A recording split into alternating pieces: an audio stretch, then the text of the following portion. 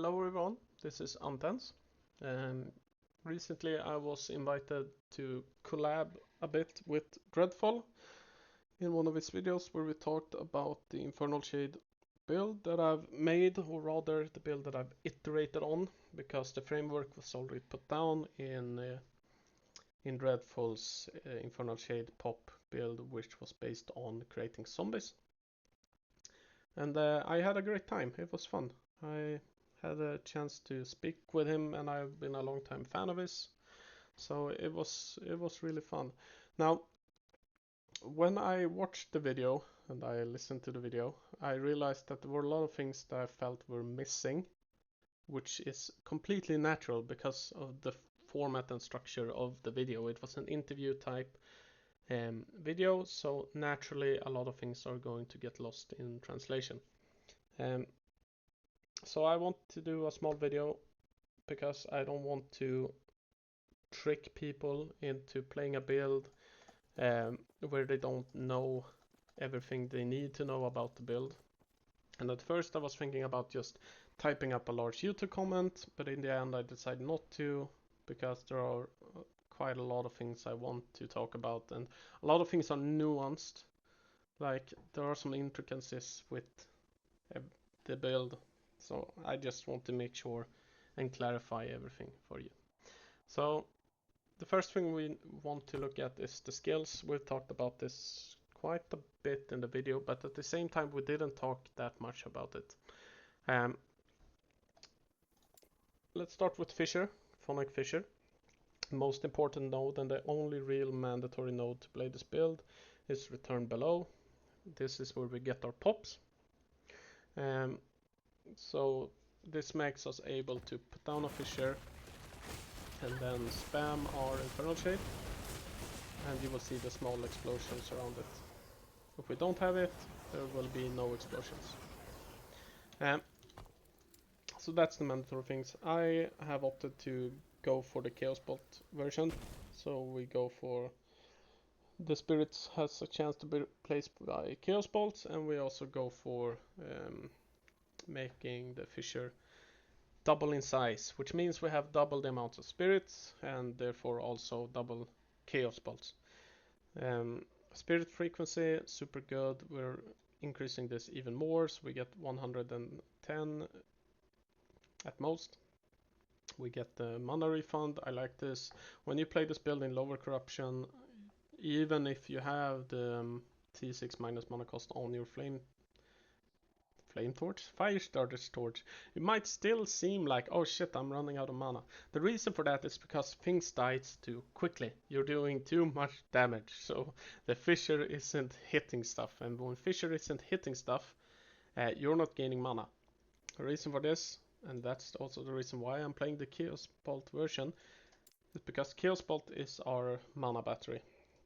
And that's this node right here. So every time Chaos Bolt hits a cursed enemy, every enemy is cursed because of torment and anguish, you will gain 2 mana. So this is our mana battery. So this also scales with the frequency, right? If we have a higher frequency, we get more hits and we get more mana. So we need this. For this version, we need this. You could do another mana battery. I talked about it in the video. Wandering Spirits, super cool skill. I would love to see more things happen to this skill, but you can grab this node and use Wandering Spirits as a mana battery. Also allows you to use Midnight if you want to speed farm stuff. You can still use Midnight. Midnight is broken. You should always use this. If you're farming stuff, use this ring. It's broken. The traversal or the movement you get from this is insane. Anyway, that's a tangent. So that's why we use Chaos Bolt.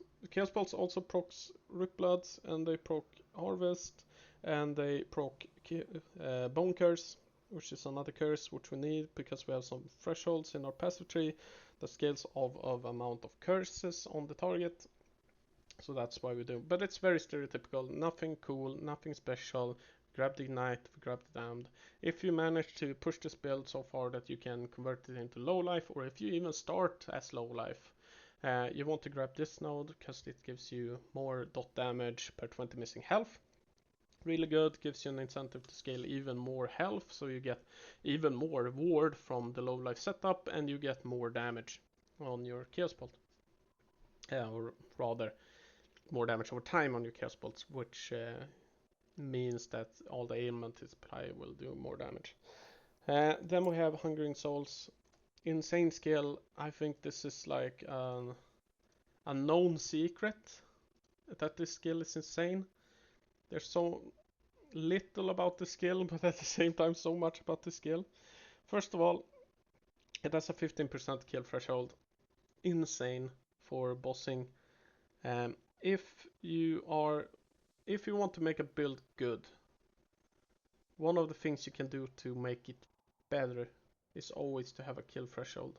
I wouldn't say it's a cornerstone of any build, but it's a really good thing to have. After that, we want this to cost 0 or as little as possible, so we are grabbing these nodes, minus 6 mana cost. We are doing one of these, and I also grabbed this because of Ward on Kill and Chance to experiment a bit. You don't need this, just grab another one of these.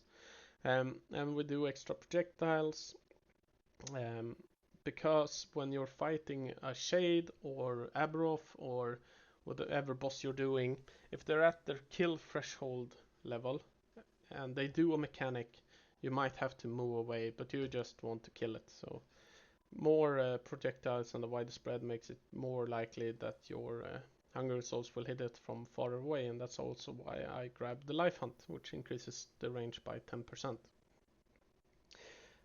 More damage over time. This doesn't do anything really. I just have this for the sake of it. I should switch this out. If you play this build, don't grab this node. Try to find something else that is good. I had a hard time finding anything else that is good. This is useless. If you get hit, you're doing something wrong. You won't use this. Maybe poison is the way to go. Maybe we could get more overloads. Anyway, this is the reason why the skill is broken. This is a global 40% more damage for damage over time. And when we convert it to fire, if we read the more information, this effect occurs in conjunction with spreading flames instead, and we are playing the Firestar's torch, so we are doing the spreading flame stuff. So yeah, that's all about Hungering Souls, I think. Lastly, and the most boring skill of all, in my opinion, is Rip Blood. I absolutely do not like this skill at all. It looks boring, it is boring, yeah, but it's super good. And the reason for that is the life that you gain 10 health when this is cast. We convert this to ward. We boost this base ward to 30, because 20 plus 10 is 30, and then this is multiplied by 5% per intelligence. Currently we're sitting at 121, so it's about 600%. 30 times 6 is 180, so every Rip Blood cast gives you 180 ward. It's insane, it's super good. With Chaos Bolts, which procs it a lot, you gain so much ward. Like, it's hard to compete with this. I want to switch this out. I'm trying to switch this out. My thought process is going, well, Harvest is like a budget version of Rip Blood, and we do have spec'd into Harvest for hits to apply more ailments. So you could spec into Harvest and get more move speed. If you're using this as a speed farmer, I would always do Harvest instead of Rip Blood, simply because of the move speed on crit, and you get enough crit chance that you will likely have a pretty good uptime of this effect. You also get some mana, so this might be the way to solve the mana if you want to do a Cinder Song and you want to focus more on added spell damage rather than ignite. Because Cinder Song also applies Spreading Flames, so it's an option to the Firestarter's Torch. So that's it for the skills. Nothing. This is the core. Feel free to change anything you want. Actually, you don't need my permission. Just do what you want. Find something cool. Stick with it. Roll with it. Go make this build 100 times better. Anyway, let's talk about the passives. Base acolyte tree, nothing cool. Armor, intelligence, ward retention, resistances. It's basic. We want Lich, 5 points into intelligence. I grab this to activate my red ring, as well as to get some mana regen. If you do a low life, you might look at Dance with Death. You get more damage, or not more damage, you get increased damage, and this is further increased when you're below 35% health, so you get 15% increased per point. Really, that's a lot of increased damage for a passive point. But we want this mainly for the bleed chance. This bleed chance is converted to ignite through the use of Malin's Hubris. Oh yeah, these all are my rings. I have a lot of... I think I have some failures. 1 failure, 2 failures, 3 failures, 4 failures. Yeah, I've thrown a lot of them on the ground as well. Anyway, back to the passive points. In the Warlock tree, I want to start talking about defenses, because that's both the best thing and the things that annoys me the most about this passive tree. Warlock is a new class, and class is designed with a lot of threshold nodes. If you don't know what a threshold node is, it's this bonus that you get. So in this case, we have a 5-point bonus where we get additional mana per point of intelligence if we spend 5 points into the node. And that's cool, right? Yeah, but we have so many of them in this tree. We have way too many of them in this tree, in my opinion. Everything is opinionated. I'm not God. I don't know everything, but in my opinion, there's too many. This is one of them, the threshold nodes. You need 3 points into this, but because you have to do a travel, it's 6 points to get this. And it's more decay per 1 necrotic res. We have a bit of necrotic res. If you were doing a torment warlock, you would be at like 800%, 900%. I've seen some crazy numbers on this on torment warlock. We can't really do that in a way that feels great, but we get some. This has value. Like almost 400 ward decay threshold is really good. It's not bad at all. Armor, and most importantly, the threshold bonus. When we spend 5 points, we get more armor per curse. We have 3 curses. We have Anguish, which we get from these 2 points. And we have Bone Curse, and we have Torment from the Fissure. So this gives us 9% more armor. Same here. This is less damage taken per curse, so this gives us 6% less damage taken. It gives us some ward per second as well, which is nice. We have Withering. Withering in itself is an ailment that does very, very little for us. It increases damage of curses, but we want the 5-point threshold bonus, which lets us take 8% less damage taken. And that's the defensive nodes I would take, really. For damage, we have damage over time, ignite chance, bleed chance, which is converted to ignite chance, elemental damage, but more importantly, we get the Witchfire. Witchfire got a buff. It's really good now. I wouldn't say... I've seen Cursed Boys build, and it has a lot of merit to have this.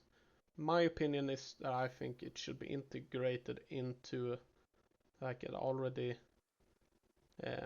set up build, like a build that has another framework. I wouldn't personally focus on the Witchfire, but he did, and they proved that it's good, like really good, and they made this character very tanky, like, so you can absolutely play around more with the Witchfire. But we get it passively by getting ignite chance, because Witchfire has this node and it gets more Witchfire damage per ignite chance, so we just more or less get it for free. Although we are not scaling damage chance, we still get a lot of Witchfire damage. Nice bonus. We get the whips. This is a skill or a spell. I'm sorry for saying skill so much. I know there are spells. I'm just used to other games. But this spell can occur 1 time per second, because it has a cooldown of 1 second. It's another hit. It's pretty good, and it has some increased damage. Might not be optimal. You might want to switch this out. Look around. We get the Fleeting Crown. This is the best haste effect in the game, in my opinion. So you get 25% haste chance for free when killing or hitting boss or rare, and it's also increased by 50%. This is insane. Like this node, I would almost say that it should be nerfed, but it should probably be switched to the bottom side so the other monsters can get it. Anyway, it's really good. That's it for the passives. We've talked about gear in Dread's video if you haven't watched it, but you have, because otherwise you wouldn't have found this video, I'm pretty sure. Like the gear looks really good, and it is good. This is good gear. This is good gear. But it's also not as good as you might think. If we look at our Soulfire, we have 20 or 72 health. This should be frailty, so we're missing one affix. The belt, we have lightning resistance. We're already capped, more or less. So that's 2 affixes we're missing. This has a T4 necrotic res, and it's good, but it should be Elidot, so that's 1, 2, 3. 3 affixes we're missing. We have mainly Hubris with 2 LP, really easy to farm. There's no reason why you shouldn't have 2 LP. The only reason I don't have it is because I don't like farming that much, unless I really need it for a build to function. So it's on the backside. So we're missing 1, 2, 3, 4 affixes. We're missing 1 on the fire start as well, so 5 affixes, because it's pretty easy to get a 4 LP fire starters. So we're missing 5 whole affixes on our gear at the moment. The chest should also be bleed chance. Now I wouldn't call that a missing affix because the main attributes serve a very, very strong purpose, because we're playing with the Red Ring of Atlaria, which means you need to have 180 total attributes to activate it. Anyway, you know this, you watched Dread's build. The idols is something I didn't talk about. The Warlock class has the most insane idols in the game. Or it's up there, it's SS tier. And most specifically, it's this idol. So this can scale up to 88% increased damage over time while we have an overload, and we always have an overload. And it can give up to 28% ward retention. It's so good. I'm almost at the point where I would say that this should be nerfed, or at least like the other Masters idol should be buffed. So this is really good. I have this one, it's a lot worse, but it's still good. And here one, I'm missing ward retention. The physical spell crit does nothing. And we play with a Throne of Ambition. If you haven't played with this and you're playing a fire or cold damage build, what are you doing? This is broken. Use this.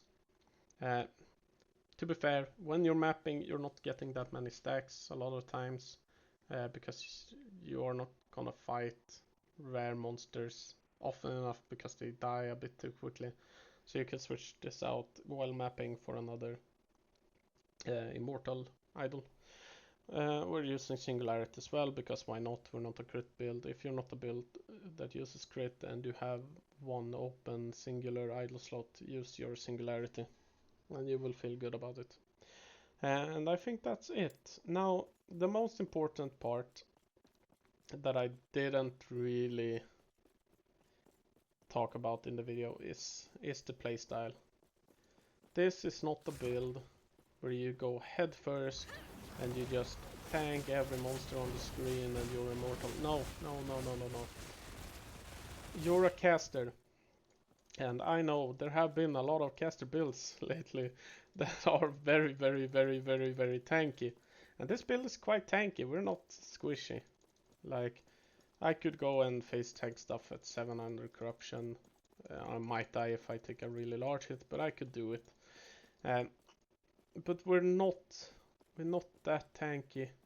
And when you play a ranged character in any game, and the reason why I have this opinion or this kind of playstyle is because I played a lot of MOBAs in the past.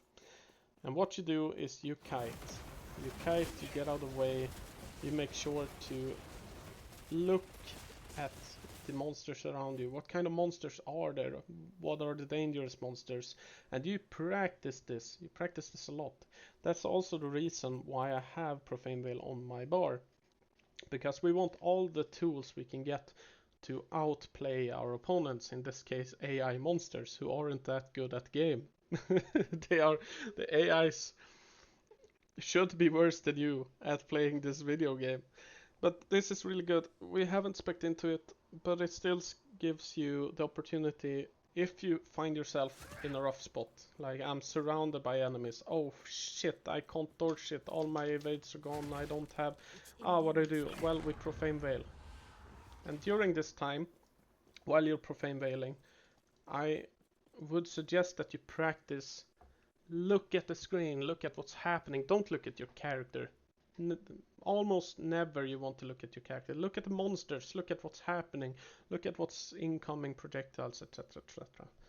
etc. So this is a bit of a rant, and I am well aware of that, but I've seen a lot of players play this game, and I know that it goes against the stereotypical ARPG, gear is everything, build is everything mindset that a lot of people have, not everyone, but a lot of people have that. And I would suggest that a lot of the times if you find yourself stuck, don't just look at what gear upgrades you can make. Don't just look at what kind of build updates you can make. Look at your playstyle. Look at what you're doing. Why are you dying? How are you dying? See if you can change that. Now this is a lot harder as melee. Melees are bad. Not just because a lot of their builds do a lot less damage, or because they're less tanky, which they often are, looking at you, Sentinel, but because they have to be in melee range to do damage a lot of the time. And as a range, you don't have to do that, so why would you do that? Play the game to the best you can. And this is not to rag on anyone for the first all. If you're a new player, if you're a player who just wants to have fun, if you just want to slay a lot of monsters, I don't blame you. But what I'm saying is you can push a lot higher, not by simply optimizing your gear, but by optimizing your playstyle. And that's a skill I feel gets lost a lot of the time when playing our ARPGs. A lot of time we aren't. The subreddit isn't talking about how to play the game, what abilities are dangerous, how to play, like the Dominion. I can't remember the Fire Dominion stuff, and I love that monster. I do love it a bit less because it feels a bit bloated with mechanics this season, but I love that monster and that it exists because it's fun. That's a fun monster. You have to dodge, you have to look at stuff. I love it. What I don't like is the Void Leeches who is just latching onto you with the drain and you can't dodge it because it's like an on-hit effect. Yada yada. Anyway, that's my rant. That's my small build guide. I'm not a YouTuber. I did the best I could. I've tried this a lot of times. I don't know how Dread and Perry and Cursed Boy and like Lizard and all these players do this because it's really hard. Kudos to them. I'm actually, after I tried this, I got a lot more impressed with their content because, man, holy moly, I've sat here for hours and hours trying to record this, but I'm finally done. So, bye bye.